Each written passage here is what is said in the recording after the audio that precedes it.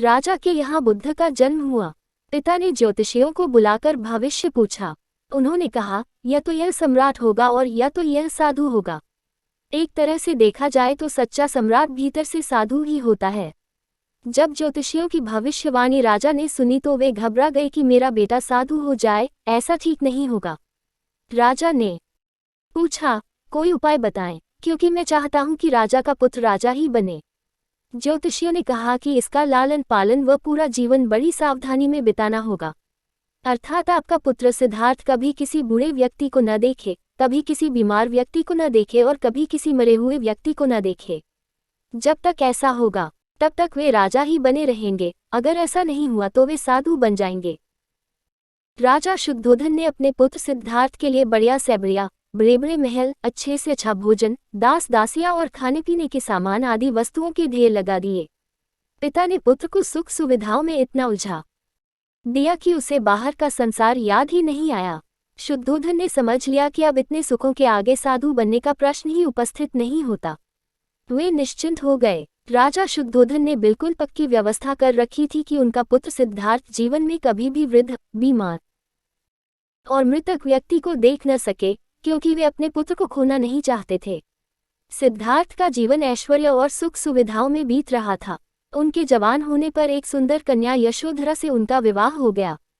विवाह हो जाने पर शुद्धोधन की आधी चिंता मिट गई। अब तो शादी हो गई, अब कहाँ जाएगा? अब तो मेरा पुत्र बंधन में बंध गया है, अब उसके कहीं जाने का सवाल ही नहीं उठता। 1 वर्ष बाद बेटे का भी जन्म हो गया। उसका नाम राहुल रखा गया। अब राजा शुद्धोधन को बिल्कुल पक्का विश्वास हो गया कि अब यह कहीं नहीं जा सकता। एक दिन सिद्धार्थ ने कहा कि पिताजी, आज तक मैंने कभी अपनी राजधानी नहीं देखी, आपकी आज्ञा हो तो आज देख आऊं। राजा ने कहा, हाँ हाँ अवश्य जाओ, अपना शहर देख कर आओ। एक सारथी को भी साथ में भेजा गया कि जाओ राजकुमार को राजधानी घुमा फिरा कर लाओ। फिर भी राजा ने चाक चौबंद इंतजाम कर रखा था कि कहीं चूक न हो जाए। सिद्धार्थ के लिए राजधानी के प्रमुख मार्ग खूब सजाए गए थे, पर घूमते घूमते सिद्धार्थ ने थोड़ा उल्टा मार्ग ले लिया। वे उस मार्ग से गुजरने लगे जहां पर तैयारी नहीं थी और आज उनको बहुत आश्चर्य हुआ जब पहली बार उन्होंने एक बूढ़े आदमी को देखा, कमर झुकी हुई, पूरी चमड़ी में झुर्रियां पड़ी थीं। वह परेशानी और डक से बेहाल था। उसकी चाल बहुत धीमी थी। बूढ़े की झुकी हुई कमर को देखकर सिद्धार्थ को एक झटका लगा और सारथी से उन्होंने पूछा, क्या एक दिन में भी बूढ़ा हो जाऊंगा? सारथी ने कहा, हाँ राजकुमार, हर व्यक्ति के जीवन में 3 अवस्थाएं आती हैं, बचपन, जवानी और बुढ़ापा। एक दिन तुम भी बुढ़ापे की अवस्था में जाओगे। हे राजकुमार, यह संसार का नियम है। चाहे गरीब हो या अमीर, सबका शरीर शिथिल अर्थात बूढ़ा होता है। राजकुमार सोच में पड़ गया। सारथी ने रथ को आगे बढ़ाया तो कुछ दूरी पर एक बीमार व्यक्ति मिला जो रोगों से घिरा हुआ था। उस पीड़ित व्यक्ति को देखकर राजकुमार का मन बहुत ही दुखी हुआ। राजकुमार ने पूछा, इसको क्या हुआ है? सारथी ने कहा, यह व्यक्ति बीमार है, इसलिए यह कराह रहा है। इस संसार में दुख और सुख दोनों हैं। यह अपने अपने भाग्य की बात है कि कोई दुखी है और कोई सुखी है। क्या मैं भी कभी बीमार हो सकता हूँ? सारथी ने कहा, आप यह विचार अभी छोड़ दें। समय बड़ा बलवान होता है। ये सारी बातें कर्मों पर निर्भर करती हैं। चाहे राजा हो या रन, सुख दुख सब पर आते हैं। अगर शरीर में कोई रोग आना है तो वह आएगा। यह सब सुनकर राजकुमार सोच में पड़ गया। सारथी ने रथ को कुछ आगे बढ़ाया तो सामने से 4 कंधों के ऊपर एक अर्दी को जाते हुए देखा। राजकुमार ने ऐसा पहली बार देखा था। उसने सारथी से पूछा, यह क्या है? यह आदमी मर गया है, यह मुर्दा है। जो व्यक्ति मर जाता है उसको बांधकर शमशान भूमि में ले जाते हैं, फिर वहां पर उसे जला दिया जाता है। राजकुमार ने कहा, क्या सबको मरना पड़ता है? हाँ, सबको मरना पड़ता है। यह मृत्युलोक है। जो जन्म लेता है उसे कभी न कभी अवश्य ही मरना पड़ता है। तो इसका मतलब यह हुआ कि ठीक इसी तरह से एक दिन मुझे भी मरना होगा। मेरी देह भी मुर्दा होगी और मुझको भी 4 कंधों पर उठाकर ले जाया जाएगा। मुझको भी ऐसे ही रस्सियों से बांधा जाएगा। मेरे भी आगे पीछे घर के सदस्य रोएंगे तड़पेंगे और जिस संसार को मैंने इकट्ठा किया है वह सारा का सारा मुझसे छूट जाएगा। इसका मतलब यह हुआ कि क्या एक दिन मैं भी मर जाऊंगा? क्या एक दिन यशोधरा भी मर जाएगी? क्या एक दिन मेरा राहुल भी मर जाएगा? सारथी ने कहा, हाँ राजकुमार, एक दिन मैं भी मरूंगा, आप भी मरेंगे, यशोधरा भी मरेंगी और राहुल भी मरेगा, क्योंकि यह सब मरने के लिए ही पैदा होते हैं। उस रात सिद्धार्थ सो न सके, सोचने लगे कि क्या संसार में इतना डक है, रोग है, बुढ़ापा है, और ऐसे में मैं खा पीकर कैसे जी सकता हूँ। नहीं नहीं, ऐसा मुझसे नहीं हो सकता। मुझे खोजना होगा उस तत्व को जो दुख, पीड़ा और शोक से रहित हो, जो भय, भ्रम और भूल से परे हो, जो अनंत आनंद से भरा हो, जिसे पाकर फिर और कुछ पाने की इच्छा न हो। सिद्धार्थ वैराग्य के शिखर तक पहुंच चुके थे। बस उसी रात को उन्होंने घर छोड़ दिया। सारथी से कहा कि नगर की सीमा से दूर ले चलो। नगर के बाहर पहुंचकर सारथी को लौटा दिया। फिर कई दिनों तक वन में चलते गए। एक घने पीपल के वृक्ष के नीचे आसन लगाकर ध्यान में लीन हो गए। एक बार प्रदेश में अकाल पड़ा। यह देखकर गौतम बुद्ध को बड़ा डक हुआ। उन्होंने लोगों से कहा कि बहुत से लोग अन्न और वस्त्र के लिए तरस रहे हैं। उनकी सहायता करना हर मनुष्य का धर्म है। आप लोगों से जो कुछ बने वह दान करें। बुद्ध का उपदेश सुनकर सब लोग बिना दिए अपने अपने घर चले गए। एक गरीब व्यक्ति बैठा ही रहा। उसने सोचा कि मेरे पास तो ये वस्त्र हैं, अगर मैं इन्हें उतार कर दे दूंगा तो नंगा हो जाऊंगा। उसने फिर से सोचा कि मनुष्य बिना वस्त्र के पैदा होता है और बिना वस्त्र के ही चला जाता है। न जाने कितने साधु सन्यासी बिना वस्त्र के रहते हैं, फिर मैं बिना वस्त्र के क्यों नहीं रह सकता। उसने अपने वस्त्र उतारकर बुद्ध को दे दिए। बुद्ध ने उसे आशीर्वाद दिया। वह प्रसन्न होकर घर की ओर चल पड़ा। वह खुशी से चिल्लाकर कह रहा था, मैंने अपने आधे मन को जीत लिया है। तभी सामने से राजा की सवारी आ रही थी।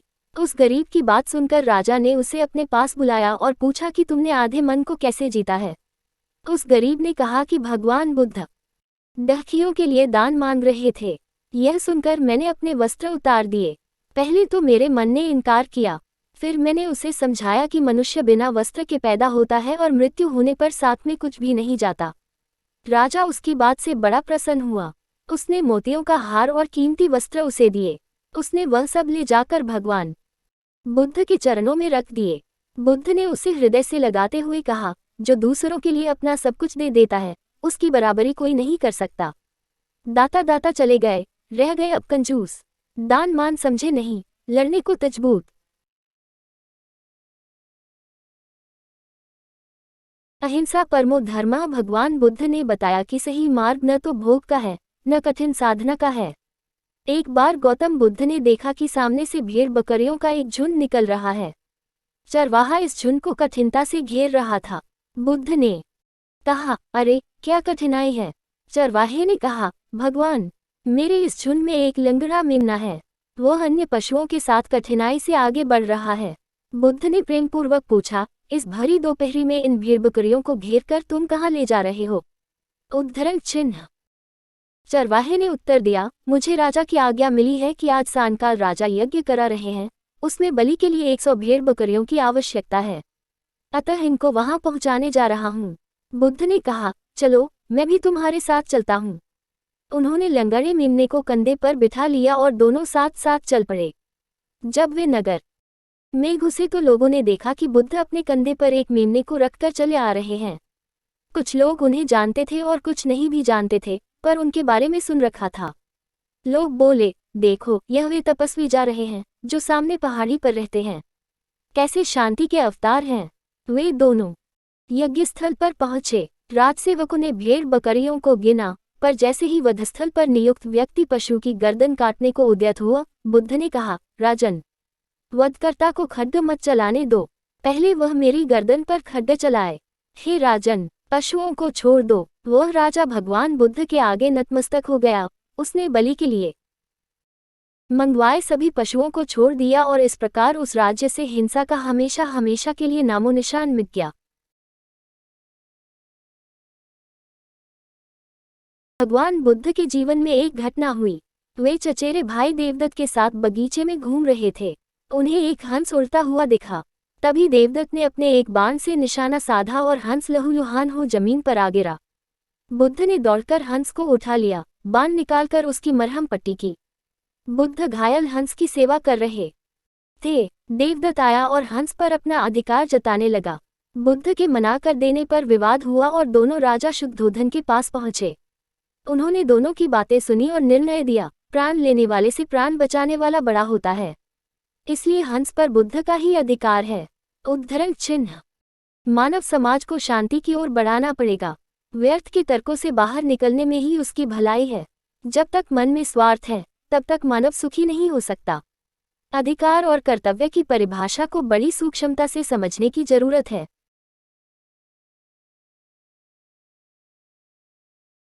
भगवान बुद्ध के उपदेशों का जापानी भाषा में पहले अनुवाद हुआ था। अनुवाद तो हो गया, किंतु वो छपे कैसे? उस समय कोई भी धनी व्यक्ति इस ओर ध्यान नहीं दे रहा था। अंत में एक निर्धन बौद्ध भिक्षु ने यह काम पूरा करने का निश्चय किया। उसने लोगों से 1-1 रुपया मांगना प्रारंभ कर दिया। इस प्रकार उसके पास 10,000 रुपये हो गए। ग्रंथ छपने के लिए इतना ही धन चाहिए था। अचानक जापान के उस प्रदेश में अकाल पड़ गया। मनुष्य और पशु पक्षी अनाज के लिए व्याकुल होकर भटकने लगे। उस भिक्षु ने 10,000 रुपये अकाल पीड़ितों की सेवा में लगा दिया। अनेक लोगों ने कहा, यह तुमने क्या किया? अब ग्रंथ कैसे छपेगा? बौद्ध भिक्षु चुप रहा। अकाल समाप्त होने पर उसने फिर से चंदा मांगना शुरू किया। उसने फिर 10,000 रुपये इकट्ठे कर लिए, किंतु फिर तभी उस प्रदेश में जोरदार भूकंप आ गया। उस भिक्षु ने फिर उन रुपयों को भूकंप पीड़ितों की सहायतार्थ खर्च कर दिया। तब लोगों ने कहा कि भिक्षु पागल हो गया है। भिक्षु वृद्ध हो गया था। उसने फिर चंदा मांगने का कार्य शुरू किया। इस बार फिर उसने 10,000 रुपये एकत्र कर लिए। सौभाग्यवश इस बार कोई विपत्ति नहीं आई। उसने ग्रंथ छपवाया। ग्रंथ के मुखपृष्ठ पर छपा था 3य संस्करण। उसने नीचे छापा था कि इस ग्रंथ के पहले संस्करण बहुत अच्छे थे।